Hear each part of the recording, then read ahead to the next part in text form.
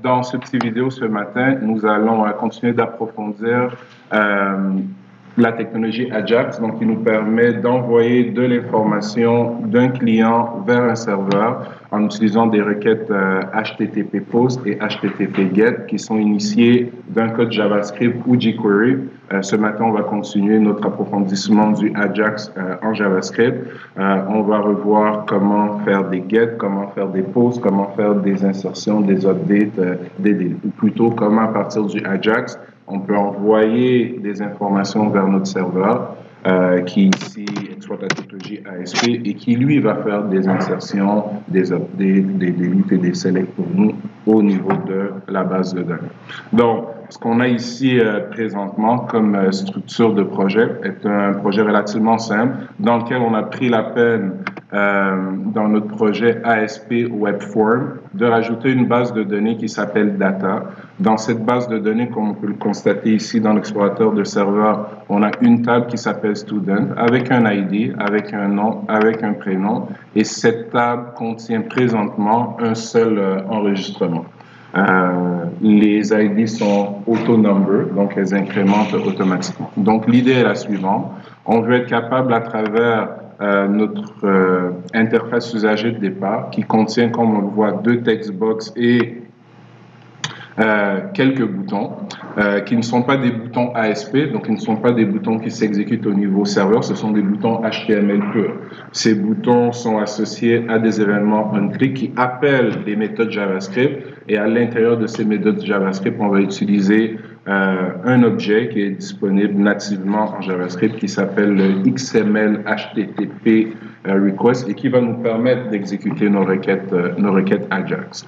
Donc, en fait, on va commencer par re-regarder notre méthode d'insertion, question de se remettre dans le bain, et ensuite on va aller à la méthode d'update JavaScript que j'ai créée ici. La méthode show, on l'avait déjà regardée en classe la semaine dernière, elle nous permettait tout simplement à travers un get de demander une ressource qui se trouvait quelque part sur un serveur et de la récupérer. Donc, ce que je vais faire, puisque à l'intérieur du code HTML, il n'y a rien de trop particulier, on voit qu'on ne fait qu'appeler des méthodes JavaScript. On va aller directement dans le fichier JavaScript et regarder notre méthode d'insertion, qui a été légèrement modifiée depuis la version que vous avez vue la semaine dernière.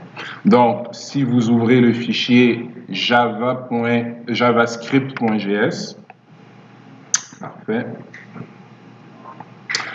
On y retrouve plusieurs méthodes. La méthode qui nous intéressait en premier lieu était notre méthode d'insertion. Donc, rappelons-nous un peu comment ça fonctionnait. On veut récupérer de notre interface usager le nom et le prénom. Donc, en utilisant document.getElementById, on va aller récupérer ces informations dans des variables JavaScript. Ensuite, on instancie un objet de type XML HTTP request et c'est cet objet qui nous permet d'effectuer des requêtes HTTP GET ou POST vers notre serveur. Dans le cadre d'une insertion, je veux envoyer des informations au serveur à travers des variables URL parce que c'est ce qu'un GET fait, mais je ne m'attends pas nécessairement à avoir une réponse du serveur. Ça va? Parce qu'on va voir qu'en Ajax, oui, on peut envoyer des informations au serveur à travers une requête GET ou POST, mais le serveur peut aussi nous retourner de l'information, soit un fichier, soit un objet XML, soit un objet JSON, et auquel cas, on doit déclarer une fonction anonyme qui doit être exécutée lorsqu'on reçoit l'information de retour du serveur. C'est ce qui avait été fait dans notre méthode showAjax de la semaine dernière, sur laquelle on pourra retourner tout à l'heure si on a un peu de temps. Donc, concentrons-nous sur la méthode d'insertion. Donc, mon objet HTTP request, voici le squelette d'une requête de type GET. Donc, on utilise la méthode open de notre objet de type XML HTTP request. On spécifie dans le premier paramètre du prototype de cette fonction que c'est un GET. Ici, on peut mettre GET en majuscule ou en minuscule, ça n'a aucune incidence, ça va? Mais ça doit être sous la forme d'une string. On spécifie la ressource côté serveur qui doit traiter ces informations. Donc, ici, on est en ASP, on a spécifié un fichier .aspx. Si vous vouliez que les variables URL qui sont présentement envoyées par mon code JavaScript soient traitées par un script PHP, on aurait traitement.php ici tout simplement. Et on aurait un fichier .php sur un serveur Apache, comme vous apprenez à le faire présentement dans votre cours de commerce électronique. Puisque c'est un GET, on sait que lorsqu'on effectue une requête de type GET, les informations qu'on veut faire transiger vers le serveur sont juste apposées à notre URL dans des variables URL. Donc, on est en train de construire ici, en fait, notre URL complet. Le point d'interrogation marque le début des variables. Donc, j'ai une première variable qui va s'appeler nom et qui va contenir quoi? Juste ici, le nom qu'on a récupéré de notre code JavaScript. J'ai une deuxième variable qui va s'appeler prénom. Et comment est-ce qu'on aligne plusieurs variables URL les unes à côté des autres? C'est par l'opérateur et tout simplement. Ça va? C'est lui qui marque la fin d'une paire clé-valeur et le début d'une autre paire clé-valeur. Donc, en français, ça veut dire quoi? En français, ça veut dire ceci. Si vous avez une adresse du type http, disons, j'aime le ASP. J'aime le ASP, plutôt. J'aime le ASP, ça va? .aspx, disons que c'était ça le URL qu'on cherchait à attaquer. Et ce URL, on voulait lui envoyer de l'information sous forme de variable URL. J'avais 3 variables URL à lui envoyer. L'année à laquelle j'ai commencé à faire du ASP et comment est-ce que j'aimais le ASP en cette année. Donc, mon niveau d'attirance à ce langage. Donc, j'aurais 2 variables URL à donner et ça marche pour toutes les technologies, c'est pareil. Donc, on devrait spécifier un point d'interrogation. Donc, à partir du point d'interrogation, mes variables URL commencent. On doit donner une clé. Cette clé, elle peut s'appeler comme vous voulez. Évidemment, j'ai voulu être conséquent avec moi-même. J'ai une variable qui s'appelle nom. J'ai créé une variable URL qui s'appelle nom.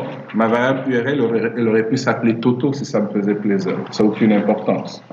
Sauf que si j'écris nom ici, c'est cette même string que je vais devoir utiliser du côté serveur pour récupérer l'information.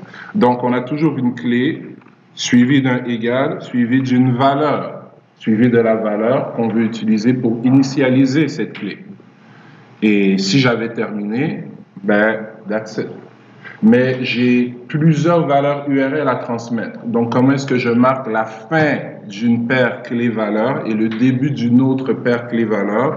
C'est avec l'opérateur et ou l'éperluette en bon français. Et donc, je peux continuer avec une seconde clé, donc ma clé 2 par exemple, suivie de ma valeur 2. Et je peux continuer, pas jusqu'à l'infini, parce qu'on a un certain nombre de bytes qui peuvent être transmis par variable URL, par une méthode get. Alors qu'au niveau de la méthode post, en fait, c'est infini, sauf que la majorité des technologies côté serveur la limite. Si vous êtes en PHP, dans votre fichier init.php, on peut aller dans les configurations et modifier la taille d'information qu'on peut transmettre par post. Mais par get, on est bloqué à un certain maximum. Et en ASP, dans notre explorateur de solutions, on a un fichier ici qui s'appelle web.config, dans lequel on peut aussi rentrer et aller changer certains paramètres de notre serveur, dont la quantité d'informations qui peut être transmise par post, mais celle par get, c'est bloqué par le standard web. Donc, je vais retourner dans mon fichier JavaScript.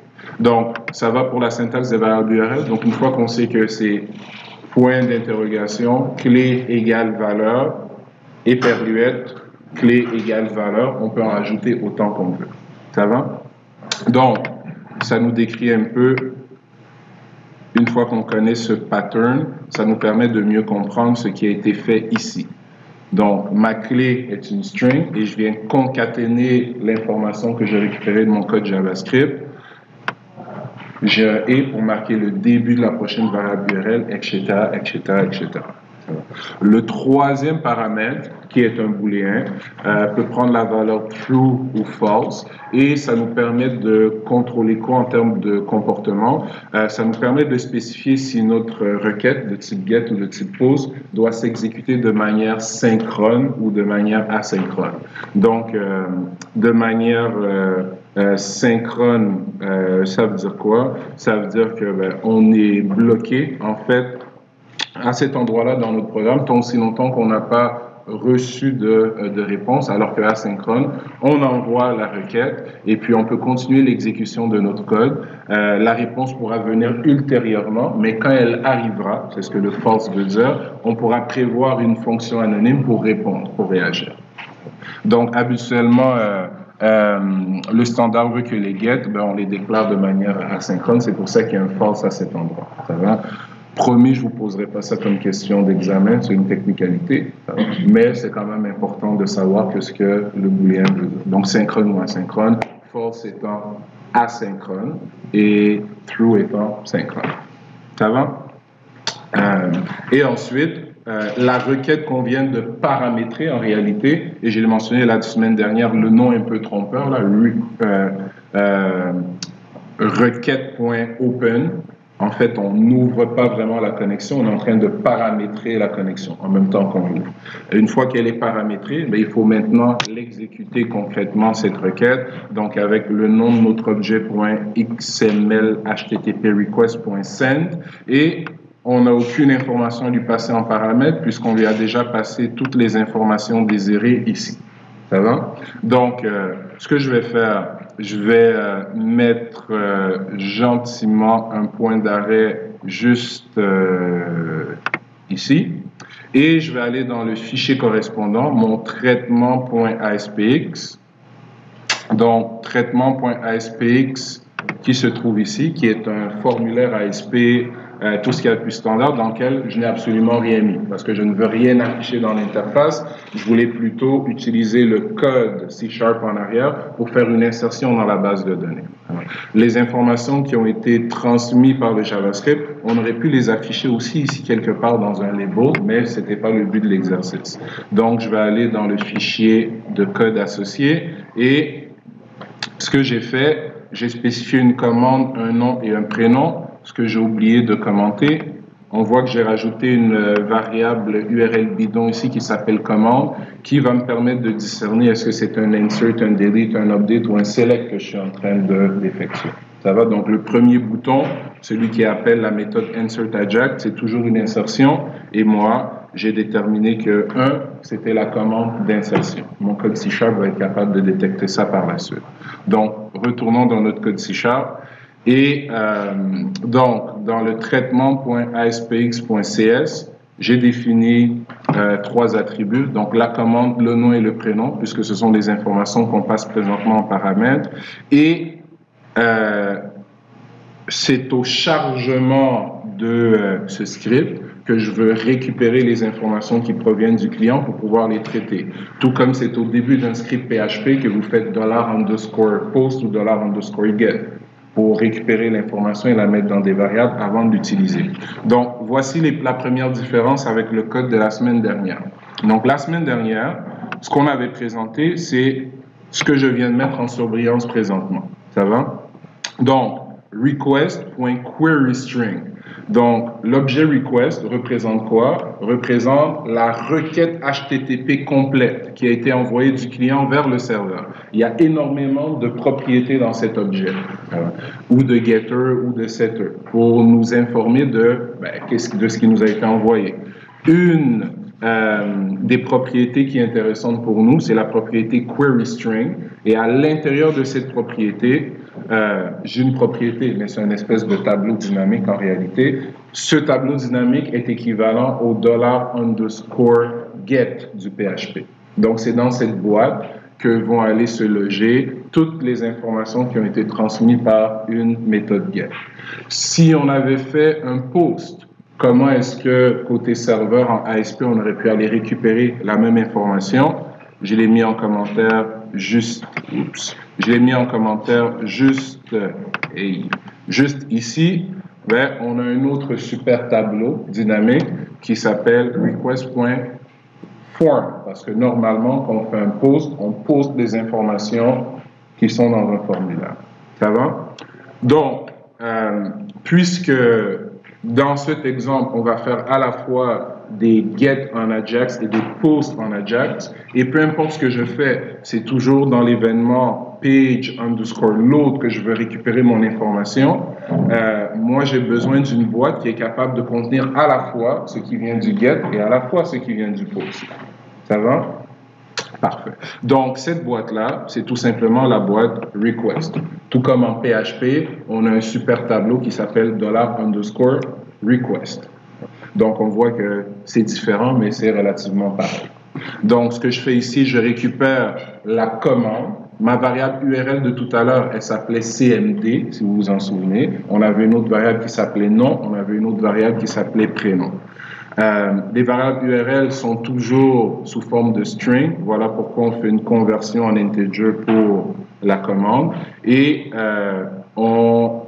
ce sont des strings, des objets. Je vais les interpréter comme étant soit un integer, soit une string ou soit une string. Donc, on va mettre un point d'arrêt ici et on va vérifier que tout comme la semaine dernière avec cette syntaxe-ci qui nous permettait de récupérer notre information, bien avec request, on est capable de récupérer à la fois des posts et les get. Ici, ça va être un get. Quand on va voir la méthode d'update tout à l'heure qui utilise un post, on va voir que le même code va s'exécuter sans explosion. Si vous faites un post et que vous essayez d'utiliser ceci pour récupérer query string, ça explose royalement parce que il n'existera pas de variable URL commande dans le super tableau global pour les get. Donc, une fois qu'on récupère notre information, avec un switch, on teste la commande et c'est la commande d'insertion qui va être lancée. Au niveau de l'insertion, encore une fois, je vous ai mis des commentaires ici. Pourquoi? Parce qu'il y a plusieurs chemins qui mènent à Rome. On est en SQL Server, donc on a plusieurs types de données SQL standard. Donc les nvar, les nvarchar, les textes.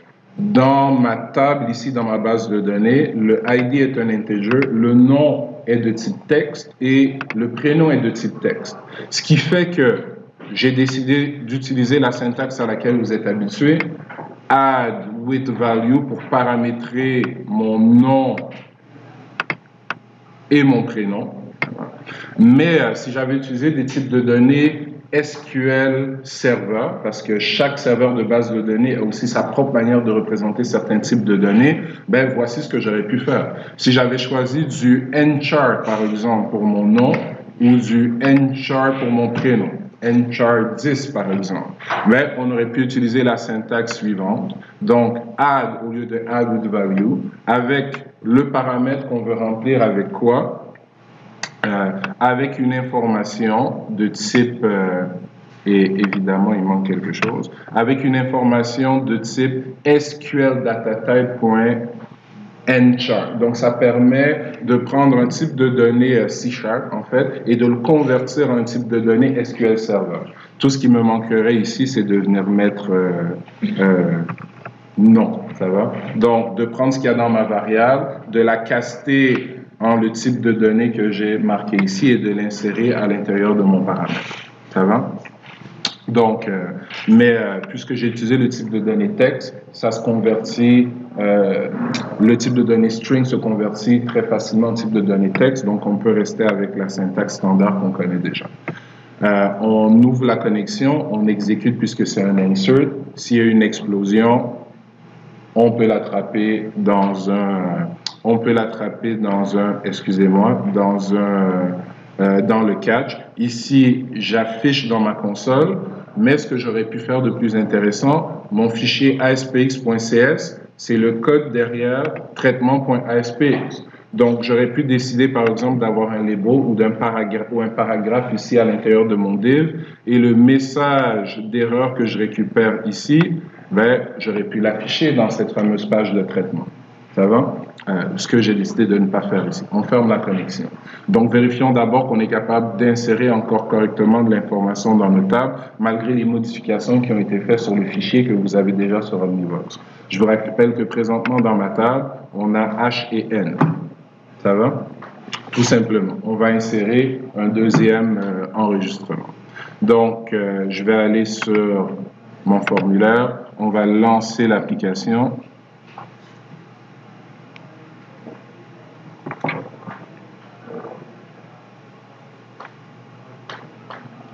Éventuellement.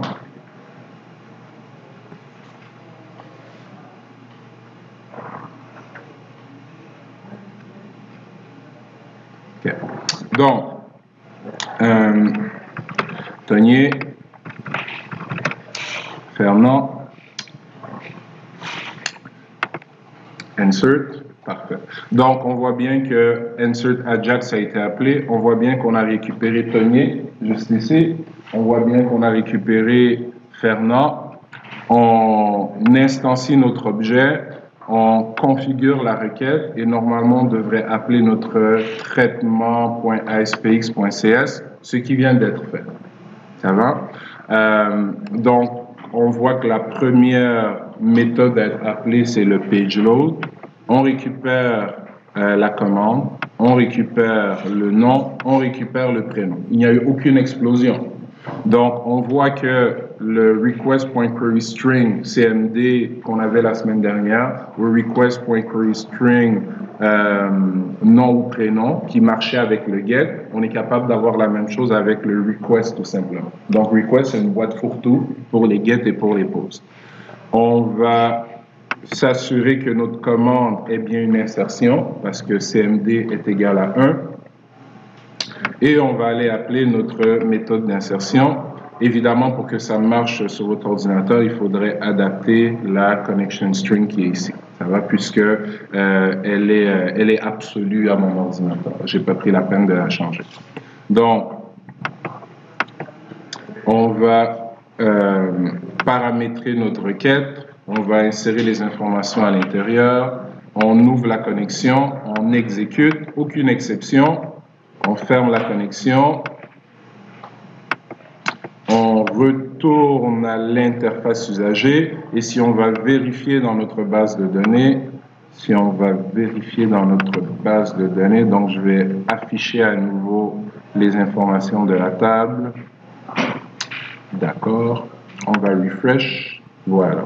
Donc, on voit que on a bel et bien Fernand Tonier qui a été ajouté, donc notre insertion fonctionne magnifiquement. Dans l'énoncé du Labo 2, on a des insertions à faire dans notre base de données, dans différentes tables, dont la table Contact, on va voir ça tout à l'heure qu'on va lire ensemble. On peut le faire en utilisant la méthode qui vient d'être démontrée ici, ou on peut le faire en utilisant les méthodes qu'on a montrées hier en classe tout simplement, tous les chemins menant.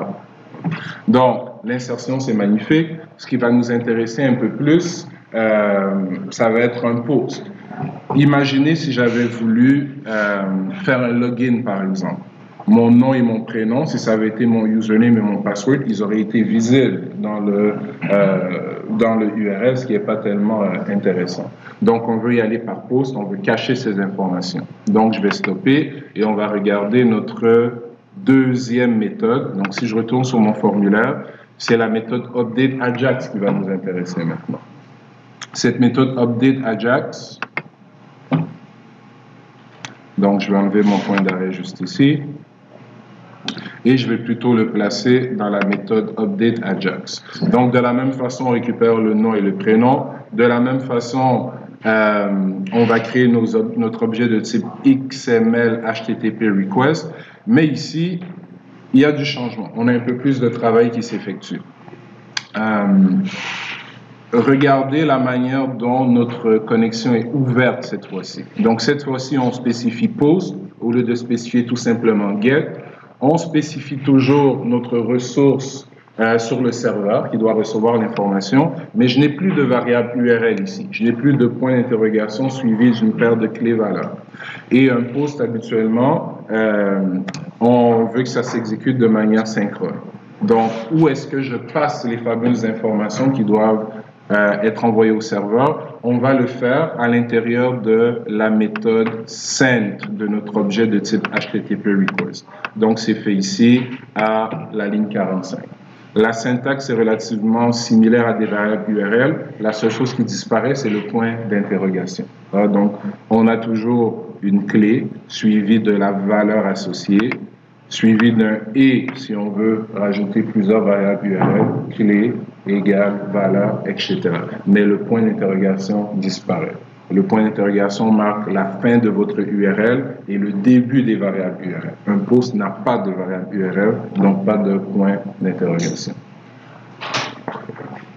Donc, une autre différence ici est à la ligne 36, la méthode setRequestHeader.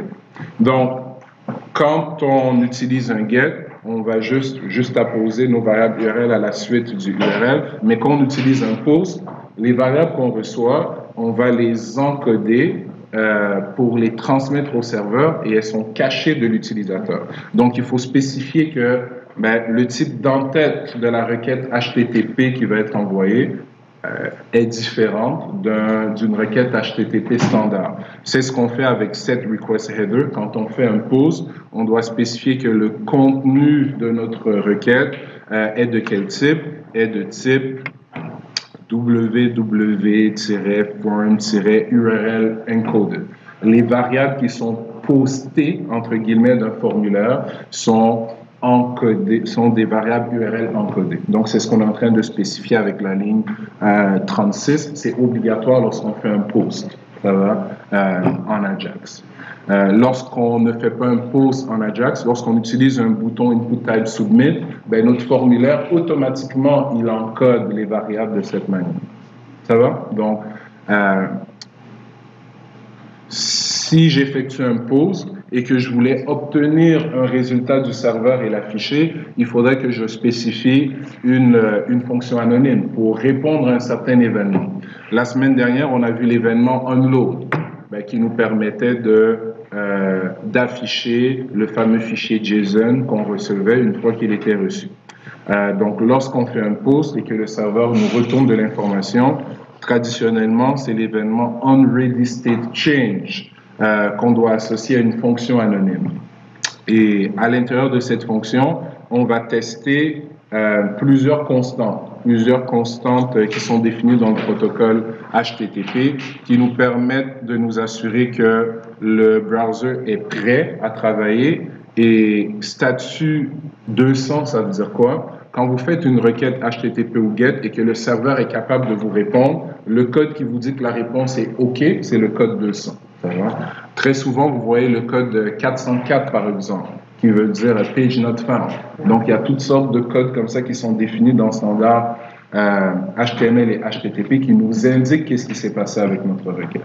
Donc, je m'assure que mon browser est prêt à travailler et je m'assure que le serveur a répondu correctement. Si tout ça est vrai, je vais être capable d'afficher ce qui a été retourné de mon serveur à la suite du post. Donc, cette méthode-là, est-ce qu'elle est obligatoire? Non. J'ai tout simplement voulu montrer à quel endroit on pourrait récupérer et afficher des informations qui proviennent du serveur. Ici, on ne va récupérer rien d'intéressant. C'est un update qu'on fait. Donc, je vais mettre à jour certaines informations dans ma base de données. Je pourrais retourner du serveur le nombre de lignes qui ont été affectées, par exemple, et l'afficher à l'écran. Donc, voilà pour la manière d'effectuer un post. On voit que ce n'est pas très différent du GET. On a changé deux choses en particulier. On a rajouté l'utilisation d'un setter pour définir l'entête de notre requête et on passe nos paramètres maintenant à travers la méthode send, alors que pour un get, nos paramètres étaient passés directement dans le open à travers des variables URL. Le get est asynchrone, alors que le post est, lui, synchrone. Donc, on a notre point d'arrêt ici. Dans notre fichier de traitement, on va laisser notre point d'arrêt au même endroit puisque c'est toujours la même méthode page load qui traite que ce soit les get ou les posts. C'est au chargement qu'on veut récupérer l'information. Donc, je vais relancer notre application.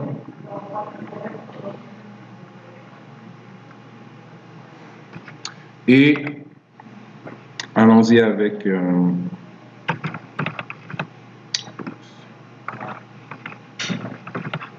Tony Hervé. On va faire un update cette fois-ci. Pose une visual. C'est quoi ça encore? Okay. Donc, je vois que peu importe que je fasse un get ou un post, c'est la même ressource qui est appelée. Donc, le même page load qui est chargé en premier lieu. Et là, on va valider est-ce que les posts et les get sont tous les deux bien accessibles à travers le tableau request. Et effectivement, ils le sont puisqu'on a récupéré notre commande qui est maintenant 2. Le 2 a été placé de manière spécifique à l'intérieur de notre requête, commande égale 2. Ça va? Parce que je sais que moi, l'update, c'est la commande 2 dans mon code côté serveur. Donc, de la même façon, on récupère le nom, on récupère le prénom. Donc, le nom et le prénom ont aussi été récupérés dans request, même s'ils ont été envoyés par post. On va détecter que la commande, c'est bel et bien un update. Et, parfait. Donc, ici dans notre update, j'ai rajouté une variable que j'ai appelée row affected parce que je voulais retourner le nombre de lignes qui ont été affectées par mon update. Donc, on crée la connexion, on crée la commande, on paramètre la commande, mais regardez bien ma requête ici. Je voulais faire un update si on regarde mon formulaire, mon interface web, ben, j'ai juste le nom, le prénom. J'ai rien qui me permet de vraiment identifier de manière unique l'enregistrement que je veux mettre à jour. Donc, j'ai triché pour mon exemple. Dans ma requête, je paramètre le nom, je paramètre le prénom, mais je vais toujours mettre à jour le Fernand Tonnier qu'on a rentré tout à l'heure. Ça va? Donc, le Fernand Tonnier va devenir un Hervé Tonnier si tout va bien dans le meilleur des mondes.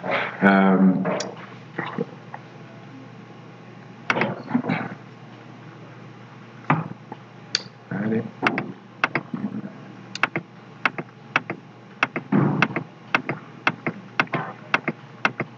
Parfait. On ouvre la connexion et execute non-query qui nous retourne un integer. Cet integer, on n'est pas obligé de le récupérer, mais moi, j'ai décidé de le récupérer ici pour les raisons que j'ai mentionnées. On ferme la connexion et on a un objet qui existe en web, en réalité, pas juste en SP, qui s'appelle l'objet response, qui est en fait le crayon de votre serveur, qui est le crayon qui lui permet de générer le code HTML qu'on retourne au client pour qu'il puisse afficher l'interface usager. Donc, moi, ce que j'ai fait ici, j'ai fait un response.write row affected. Donc, qu'est-ce que ça va retourner à mon code JavaScript, à ma fameuse méthode anonyme associée à l'événement onReadyStateChange, ben, ça va rajouter la valeur 1 parce qu'on a une seule ligne qui a été affectée par notre update. Ça va la rajouter où? Ça va la rajouter au reste du code HTML de la page. On va pouvoir le voir dans quelques secondes. C'est pour ça que j'ai laissé cette ligne ici, pour vous prouver que après notre post, si notre serveur décide de retourner de l'information, on peut récupérer cette information dans une fonction anonyme. Continuons l'exécution. Row affected contient bel et bien 1 parce qu'on a updaté un seul enregistrement.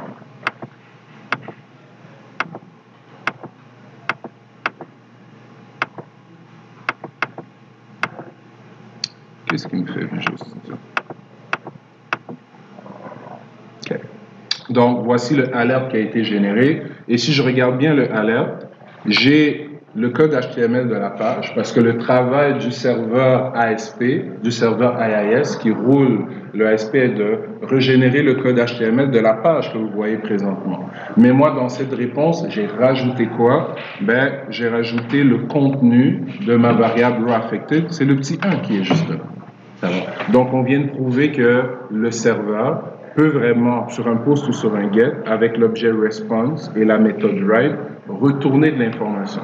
J'ai retourné un integer, j'aurais pu retourner un objet XML, j'aurais pu retourner un objet JSON. Si j'avais retourné un objet JSON, on a vu la semaine dernière comment avec la syntaxe JSON.parse, on pouvait convertir ça en une espèce de tableau et avec ses propriétaires les fouiller à l'intérieur. Donc, tout est permis. Allons vérifier si ça a vraiment fait une mise à jour dans la base de données par contre. Donc, je vais fermer ceci. Même pas besoin en réalité. Je vais aller dans ma base de données. En fait, voilà. Je vais afficher les données. Une fois que les données sont affichées, donc H&N, Tonier et Fernand. Donc, on va mettre à jour, pour une raison que j'ignore, Visual Studio ne fait pas ça automatiquement, on doit toujours refresh. Donc, prenez la peine de refresh parce que des fois, vous faites une requête, vous croyez que ça ne marche pas, vous passez 2 jours à essayer de débugger votre programme alors que ça marchait très, très bien. Donc, et voilà, donc on a Tonier Hervé et Tonier Fernand maintenant insérés dans notre base de données. Donc, on s'attend sur le fait que un delete, c'est pas mal la même chose, et qu'un select, c'est pas mal la même chose. Donc, on vient de voir rapidement comment c'est facile, entre guillemets, d'utiliser le JavaScript standard pour effectuer ou des posts ou des get en utilisant un objet natif du JavaScript qui s'appelle le XML HTTP request. On va peut-être prendre quelques secondes rapidement pour re-regarder la méthode showAjax de la semaine dernière qui utilisait toujours le get, mais cette fois-ci, on spécifiait un URL précis qui demandait un fichier en particulier sur un serveur en particulier. Donc, je pourrais utiliser une méthode comme celle-là pour demander un fichier PDF, ou demander une image, ou demander une autre page HTML, ou une autre page ASP. Remarquez qu'on n'a pas le troisième paramètre booléen, true ou false, parce qu'on a spécifié la semaine dernière que par défaut, c'est false, si je ne mets rien. On a ici l'événement onload qui nous permettait de faire quoi? Qui nous permettait de loader quoi? De loader la ressource qu'on demandait ici. Et cette ressource-là, on fouillait à l'intérieur pour afficher le nom des différents animaux qui se trouvaient à l'intérieur de notre fichier JSON. Donc, juste pour nous remettre en contexte, si vous réexécutez cette méthode, que vous vous rappeliez de ce qu'elle faisait. Ça va? Donc, je vais clore ce petit vidéo. Je pense que ça explique de manière claire comment utiliser en JavaScript standard, comment faire un get et comment faire un post, comment utiliser le get et le post pour faire des insertions, des updates. On n'a pas montré le delete et le select, mais je fais confiance à votre talent en SQL pour implémenter le delete et le select. Ça va pour ça? Des questions avant que je ferme cette vidéo? Ça va? Pour clair pour tout le monde. Donc, je vais...